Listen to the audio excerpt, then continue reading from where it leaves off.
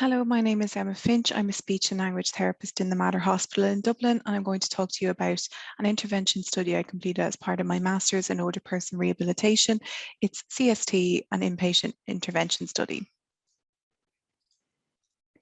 CST is a non-pharmacological treatment for people with mild to moderate dementia based on the principles of reality orientation, reminiscence therapy, and cognitive stimulation, originally developed by Spector and colleagues in 2001.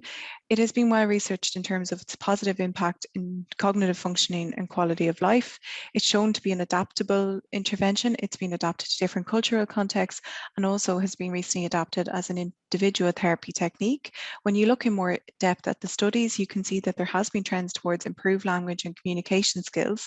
However, these are never the primary outcome measures, and there's a dearth of evidence examining communication measures as the primary outcome or delivered by an SLT, or there's also a dearth of evidence of this intervention delivered in an acute hospital setting.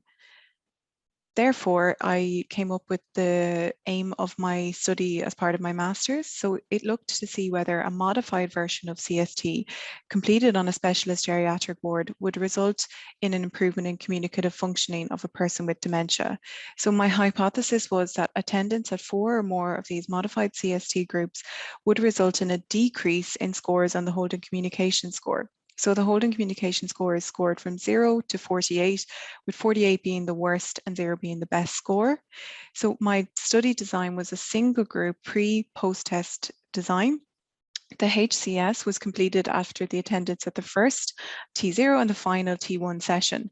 We adhered as closely as possible to the CST protocol in making a difference, but I suppose the main difference to point out is that not every one of the participants would receive the prescribed 14 sessions as per this protocol.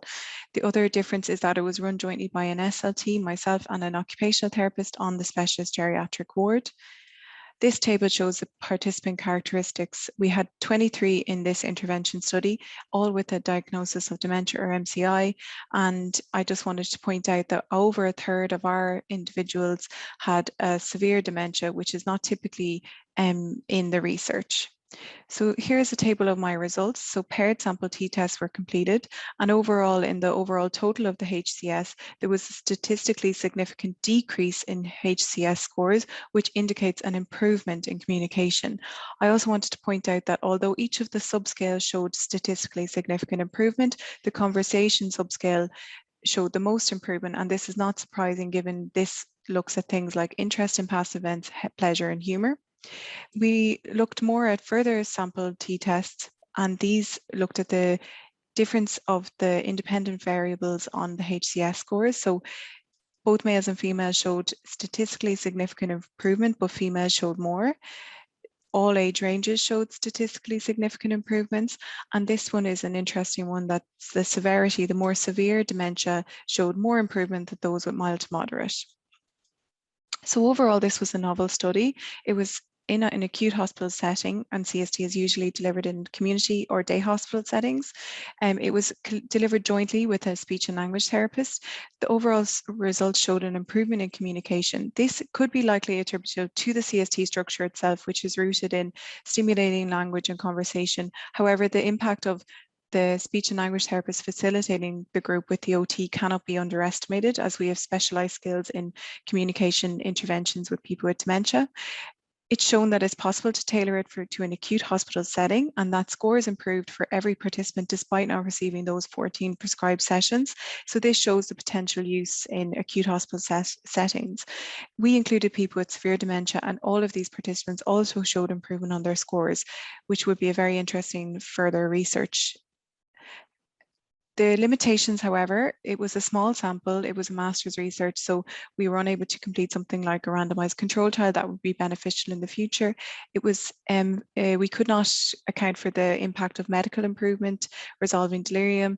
This would be interesting to look at in future research. We can't rule out the possible internal bias despite us calibrating our marks. It would be also interesting to look at CST in its original format in the community setting, delivered those 14 sessions, but delivered by SLT with the larger battery of communication measures. And also, I think it would be interesting to look at the non-cognitive symptoms of dementia and the impact of CST on these.